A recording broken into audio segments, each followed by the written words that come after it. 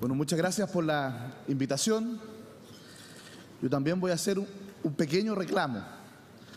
No se trata del sándwich de palta, pero estaba un poco resfriado, estos resfríos bastante contumaces de verano, y el aire acondicionado, que por algún momento estuvo muy fuerte, afectó mi voz. Así que si no es porque Richard me da unas pastillitas de menta, probablemente hubiese sido imposible poder hacer esta intervención. Así que le agradezco a Richard y espero poder terminar sin que mi voz me juegue una mala pasada. También decirle a Ena que le agradezco mucho su preocupación, pero que preocúpese el senador de su coalición que dice que no han llegado los tiempos mejores, que de los problemas de la democracia cristiana me puedo preocupar yo. Decirle también que, por cierto, que es difícil, a diferencia de lo que ocurre con el ministro de Hacienda, que es un destacado economista, responder la pregunta que nos plantea este desayuno. ¿Qué se nos viene para el 2019? Porque yo soy abogado y yo admiro a los economistas, porque los economistas, igual que los tarotistas, son muy buenos para predecir el futuro, pero son mejores para explicar por qué se equivocaron cuando sus predicciones fallan. Y de ese punto de vista uno tiene una complejidad mayor para tratar de aventurarse a responder una pregunta como esa, pero lo hago y estoy acá para poder tratar de buscar algunas respuestas desde lo que uno es. Y para mí, a pesar de ser abogado, me interesa muchísimo lo que ocurre, no solo por ser dirigente político y presidente de un partido, sino que porque soy nieto de inmigrante por el lado de mi padre, y no de cualquier inmigrante, miles de años negociando en una alfombra. Por algo se dice que en Chile, para que un pueblo se precie de tal, tiene que tener 3 elementos: un cura, un carabinero y un palestino, porque fueron los que llevaron el comercio a lo largo y ancho de nuestro país. Y eso también es una tradición que por lo menos a mí me motiva para estar acá. Pero también soy nieto de mapuche, por el lado de mi madre, y por lo tanto creo que ese amor por nuestras raíces, por nuestra patria, por nuestra tierra, también la heredo desde ahí. Y quizás por eso, cuando le pregunté a mi papá por qué había dejado de ejercer como abogado y lo veía pasar tantas dificultades como pequeño empresario, cuando llegaba a fin de mes había que pagar los sueldos, cuando había que pagar el IVA, cuando había que pagar las cotizaciones previsionales, me dijo con mucha claridad lo que me marcó hasta el día de hoy, porque como abogado lo que hacía era tomar a un empresario, ejecutarlo y quedaban 20 personas cesantes. Prefiero tomar a 20 personas cesantes y darle trabajo en una empresa. Y creo que de alguna manera esa es la historia de la gente que emprende, que arriesga, la gente que quiere que no solo su familia surja, sino que también que se desarrolle el país y que todos salgamos adelante. Ese es el espíritu de Chile que tenemos que retomar con fuerza, con decisión. Y a pesar de que yo soy una persona muy optimista, si no fuera muy optimista, créanme que no hubiese asumido el desafío de presidir al Partido Demócrata Cristiano en medio de su crisis más importante de los últimos 40 años. Pero lo hacemos porque creemos que la democracia cristiana le hace bien a Chile, que es necesaria, que se requiere un partido como el nuestro, que tenemos que recuperar una senda extraviada, que a partir de nuestra identidad, que a partir de nuestra historia tenemos que ser capaces justamente de poder ir construyendo una mirada de futuro, poniendo la mirada no solo en nuestra historia que nos llena de orgullo, sino que sobre todo los desafíos que tenemos hacia el futuro. Y creo que en menos de un año en que nos ha tocado dirigir al partido hemos logrado ir recuperando al partido y sacándolo de esta crisis. Y a pesar de lo optimista que soy, quiero decir con mucha claridad que ante la pregunta de este encuentro, yo creo que no veo bien el futuro. No lo veo bien desde el punto de vista económico. Ya el propio gobierno y muchos especialistas que saben más que yo han aventurado que el 2019 vamos a tener un crecimiento menor al del año pasado. Efectivamente, nuestros dos principales socios comerciales, China y Estados Unidos, están en una guerra comercial que evidentemente puede tener un impacto muy significativo en nuestra economía. donde a pesar del mayor crecimiento que tuvimos el año 2018, tenemos todavía cifras de desempleo que son altamente preocupantes, donde hoy día nuestra aspiración y lo que muchas veces nos satisface es crecer al promedio de la economía mundial. Y cuando se recordaba la transición, la verdad es que fuimos capaces de crecer al doble de la economía mundial. Y cuando crecíamos al doble de la economía mundial, los salarios duplicaban su poder adquisitivo en 20 años, y si seguimos las tasas de crecimiento actuales va a ser eso en 40 años. Y por lo tanto creo que Chile ha ido perdiendo ese vigor, esa capacidad efectivamente de tener una economía que crezca, que sea más dinámica, que mejore los salarios, que genere más progreso. Y tenemos que retomar esa senda, no podemos conformarnos con la mediocridad, que creo que es una de las amenazas que tenemos justamente para que nos vaya mejor.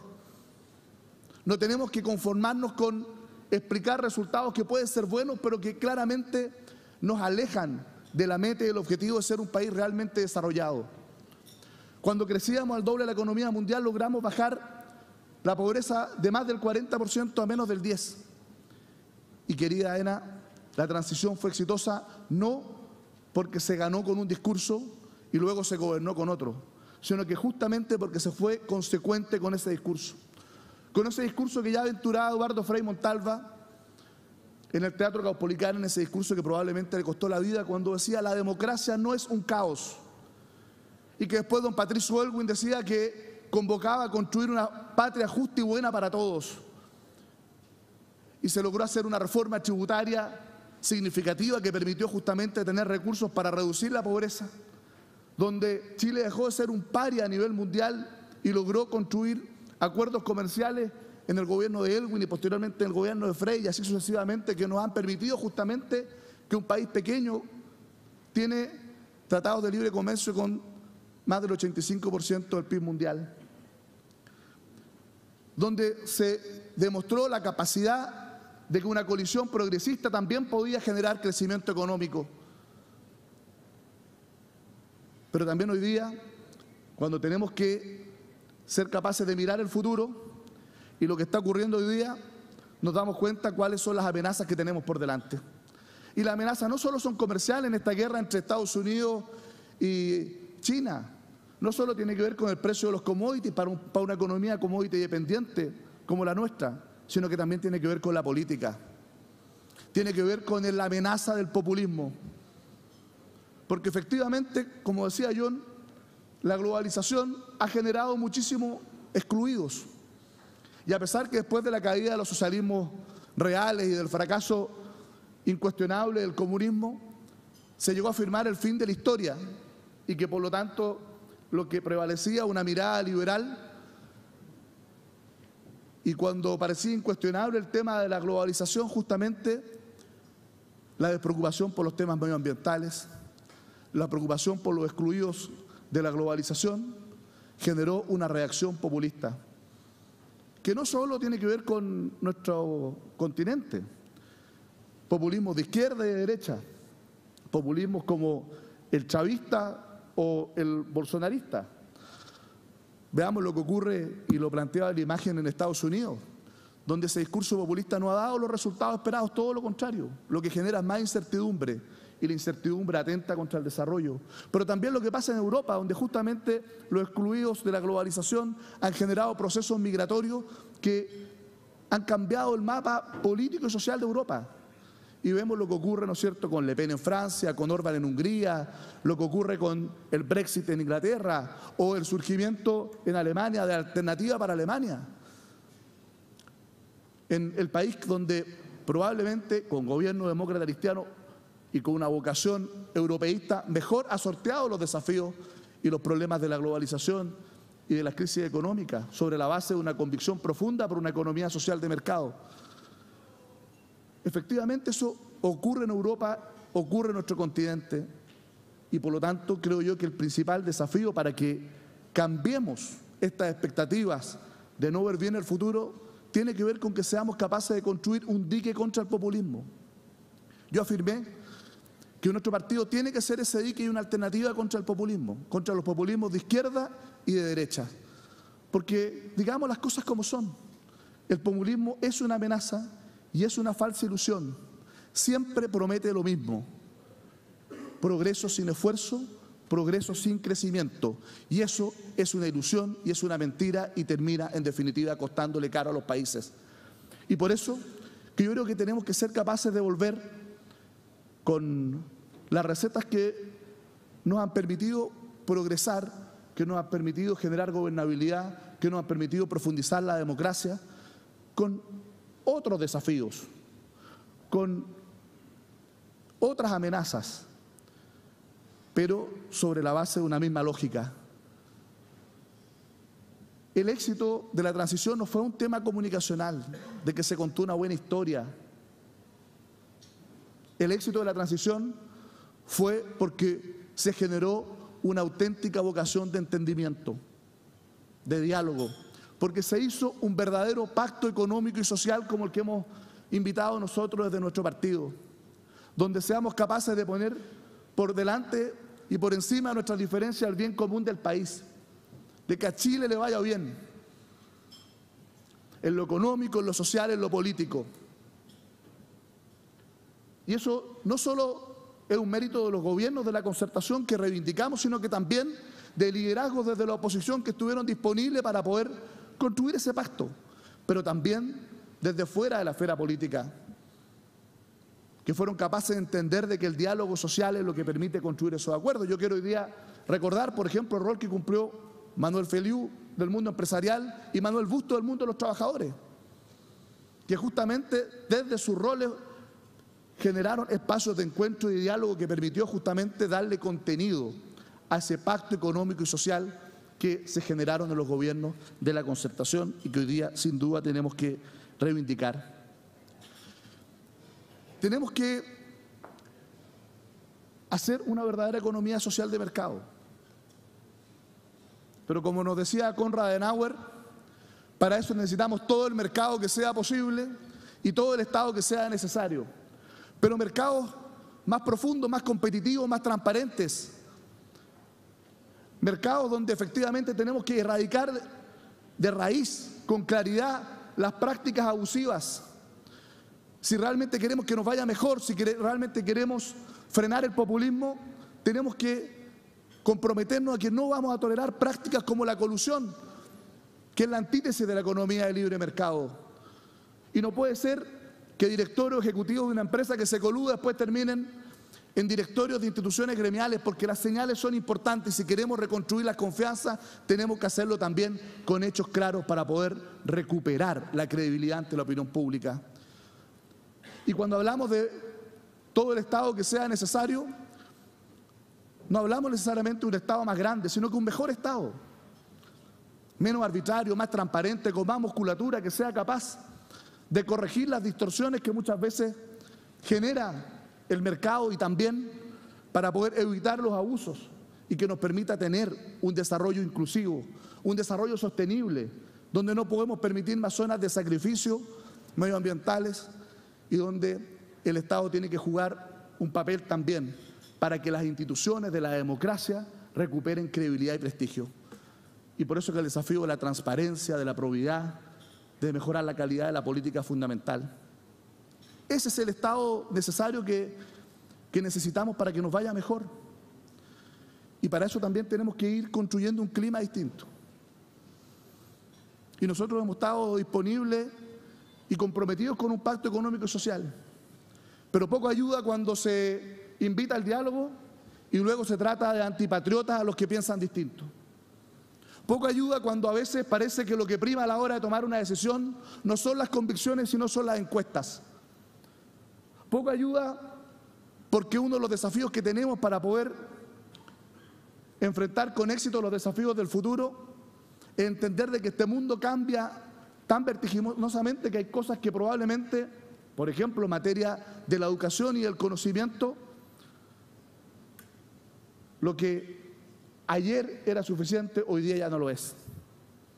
Y lo que hoy día puede parecer suficiente, mañana no lo será. Y nos parece preocupante que en vez de estar discutiendo, por ejemplo, en materia educacional, cómo somos capaces de tener una estrategia que nos dé un salto cualitativo en calidad para mejorar nuestra productividad, para mejorar nuestra competitividad, para poder enfrentar con éxito los desafíos de la inteligencia artificial, las grandes reformas que se nos propongan sea aula segura, que era necesaria y la apoyamos, y hoy día admisión justa, con una ministra recorriendo el país, buscando los casos de laboratorio de quienes no habían quedado en los colegios. ¿Para qué? Para emplazar a la oposición. ¿Esa es la manera de construir acuerdos? ¿Por qué no nos convocan a discutir la educación que necesitamos para los desafíos del siglo XXI, con el impacto tremendo que va a tener en el empleo, en la economía, la inteligencia artificial, y que si no nos preparamos a tiempo podemos quedar a la retaguardia del futuro? Yo creo que no se nos viene bien este año, pero queremos que nos vaya bien y estamos disponibles para poder reconstruir ese clima, pero se necesitan dos para el tango. No basta con que exista disposición de algunos, debe existir realmente vocación de construir este pacto económico y social para los desafíos del Chile de hoy, en educación, en salud, en pensiones, en medio ambiente, en calidad de la democracia. Y lo digo porque el chavismo que condenamos, esta dictadura atroz de Maduro en Venezuela, no es casualidad. La llegada de Chávez en su momento al poder en Venezuela no es producto del azar, como tampoco lo es la de Bolsonaro en Brasil o de Trump en Estados Unidos. Son una consecuencia. Si el triunfo del chavismo tiene que ver con un cansancio, con la corrupción, con la desigualdad, con la inequidad, con un país rico pero que tenía una población pobre, lo mismo ocurre en Brasil. Y por lo tanto, para poder ser un dique real contra el populismo que afecta a la democracia, lamentablemente la democracia la valoramos poco cuando la tenemos y la valoramos más cuando la perdemos. Y tenemos que cuidar la democracia. Y hoy día nuestra democracia está en riesgo porque hay un descrédito de las instituciones democráticas, la falta de confianza de la ciudadanía en el Parlamento, los partidos políticos, es enorme. Y eso es malo para Chile, es malo para el país. Y si es que le sumamos a aquello, el que no nos hagamos cargo de los problemas y los pasivos que tenemos, no nos quejemos después si el populismo llega a nuestro país. No nos quejemos, hagámonos cargo de esto, resolvamos los problemas. Si el desafío de la política, de los partidos serios y responsables que estamos comprometidos con la democracia, de gobierno y de oposición, tiene que ser hacernos cargo de los problemas, que la gente sienta que la vía para poder resolver las dificultades que tiene es a través de los partidos, es a través de la política y no a través de los caudillos, no a través de los aprendices de dictadores, no a través de los encantadores de serpientes que muchas veces son capaces de embaucar a la ciudadanía, de poder tener un triunfo electoral y después son los países, son las personas, son las familias las que pagan la cuenta y la pagan extremadamente caro. Por eso es que no podemos hoy día pensar en el futuro económico solo viendo lo que ocurre con una reforma puntual o solo lo que ocurre con las expectativas o solo lo que ocurre con la inversión. Tenemos que hacerlo también viendo lo que ocurre con la política, lo que ocurre con el país, lo que ocurre con la sociedad. Hagámonos cargo de las brechas que tenemos, de las brechas entre Santiago y las regiones, de las brechas entre los hombres y las mujeres, de las brechas entre los dueños del capital y los trabajadores. Hagámonos cargo de esas brechas. Enfrentemos este verdadero crimen social de una sociedad que pierde esperanza porque sabe que si se esfuerza, trabaja toda una vida, igual va a tener una vejez de pobreza. Seamos capaces de poner el foco en la educación, en lo que hoy día es importante. Ganamos la batalla de la gratuidad, con diferencias, con dificultades, pero se logró un acuerdo. pero no hemos sido capaces de enfrentar el desafío de la calidad. Y perdóneme, pero el desafío de la calidad no es admisión justa.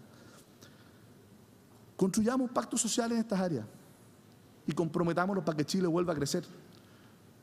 Aprovechemos este debate de la reforma tributaria no solo para poder ver los temas de simplificación y se recauda más o recauda menos, sino que también para que realmente tengamos una reforma pro inversión. Si una de nuestras críticas a esta reforma es que es tremendamente modesta pro inversión. Y si es que no hay más inversión, no va a haber más crecimiento. Si no hay más crecimiento, no va a haber más ni mejores empleos. Y si es que efectivamente no tenemos desarrollo económico, tampoco podemos hacernos cargo de poder enfrentar como corresponde los desafíos sociales. Pero como soy un optimista, a pesar de que hoy día no veo muy bien lo que se nos viene para el año 2019, tengo esperanza en que vamos a ser capaces de ponernos de acuerdo, que vamos a ser capaces que prime el bien común, que vamos a ser capaces que la discusión política prime por sobre la descalificación, el que veamos cada proyecto pensando en si le va bien o le va mal a Chile. Y en esto estamos todos juntos. Si fracasamos, no solo fracasa el gobierno, no solo fracasamos los partidos políticos, sino que fracasa el país. Y si estamos aquí hoy día reunidos durante toda una mañana para conversar sobre el futuro, es porque entiendo que a todos nos importa Chile. Por eso nuestra invitación es que hagamos un pacto, pero hagámoslo en serio, con honestidad, con transparencia, con profundidad, para recuperar las confianzas, para cuidar nuestra democracia, para recuperar una senda de desarrollo vigoroso y para que en Chile no tengamos que estar en 1 o 2 años más lamentando el que no fuimos capaces de actuar a tiempo y que ha triunfado el populismo. Muchas gracias.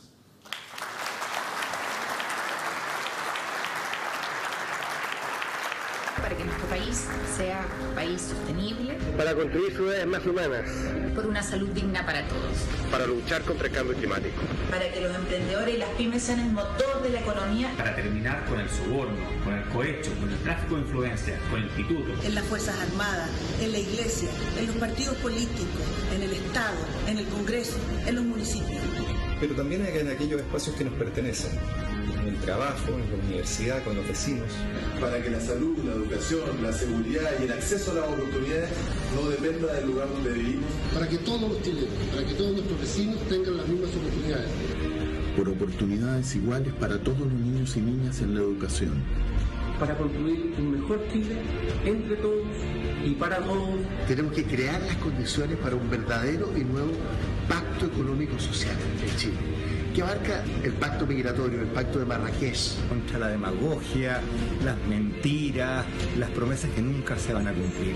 Para que el Estado de Chile garantice que ningún niño quede en la calle y no termine sus estudios. Por la inclusión, un pacto por el diálogo, un pacto por el emprendimiento, por evitar la violencia en el lenguaje y en la acción. Por la modernización, la revalorización y el respeto de nuestras instituciones. Por eso la manera de relacionarnos y discutir tenemos que ser francos y hablar. Bueno, muchas gracias al presidente de la democracia cristiana por su interesante presentación.